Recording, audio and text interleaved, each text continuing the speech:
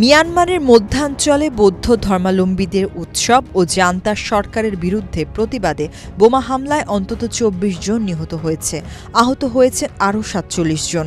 উৎসবের সময় মোটরচালিত প্যারাগ্লাইডার থেকে দুটি বোমা ফেলা হয় বলে জানান নির্বাসিত ন্যাশনাল ইউনিটি সরকারের এক মুখপাত্র।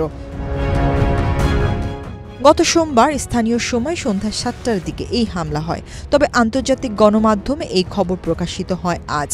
বৌদ্ধ ধর্মাবলম্বীদের ঐতিহ্যবাহী থাডিংজুদ উৎসব উদযাপনে চোং উ এলাকায় জড়ো হয়েছিলেন প্রায় ১০০ জন।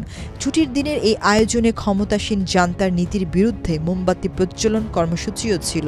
এক্সট্রিম মশার কয়েল প্ল্যান্ট ফাইবার দিয়ে তৈরি, তাই সহজে ভাঙে না, সুগন্ধিযুক্ত ও নিরবিচ্ছিন্নভাবে জ্বলে। ডেঙ্গু, চিকুনগুনিয়া বাহি সহ যে কোনো মশার বিরুদ্ধে দেয় এক্সট্রিম সুরক্ষা।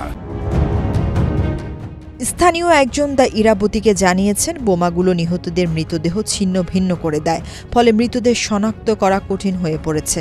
ছুটির দিন হওয়ায় অনেক তরুণ তরুণী উৎসবে যোগ দেয়। এই হামলায় মনিওয়া অ্যামেন্ট লেন অহিংস কমিটির ৪ তরুণ সদস্য নিহত হয়েছেন। হামলার পর মানুষদের চিৎকার, কান্না ও তাদের বন্ধু ও প্রিয়জনদের খোঁজার একটি মর্মান্তিক ভিডিও ক্লিপ সোশ্যাল মিডিয়ায় ছড়িয়ে পড়েছে।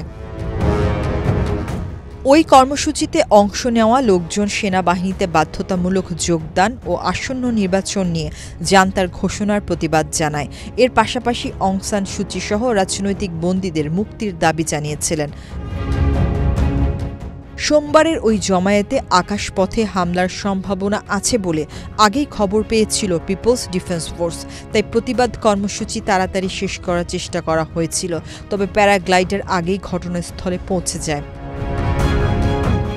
অ্যামনেস্টি ইন্টারন্যাশনালের মিয়ানমার বিষয়ক গবেষক জো ফ্রিম্যান বলেছেন, এই হামলা ভয়াবহ একটি সতর্কবার্তা হিসেবে ভাবা উচিত, কারণ মিয়ানমারের বেসামরিক নাগরিকদের জরুরি সুরক্ষা প্রয়োজন।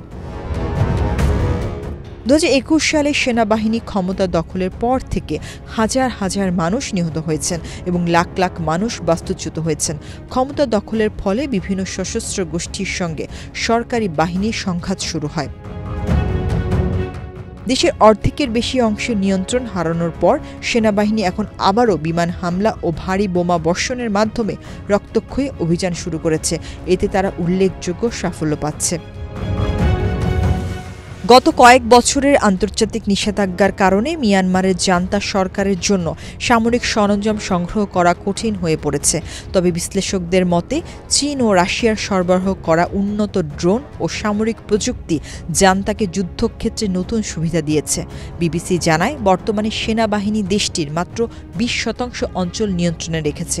বাকি অংশ সশস্ত্র গোষ্ঠী বা বিভিন্ন শক্তির মধ্যে বিভক্ত।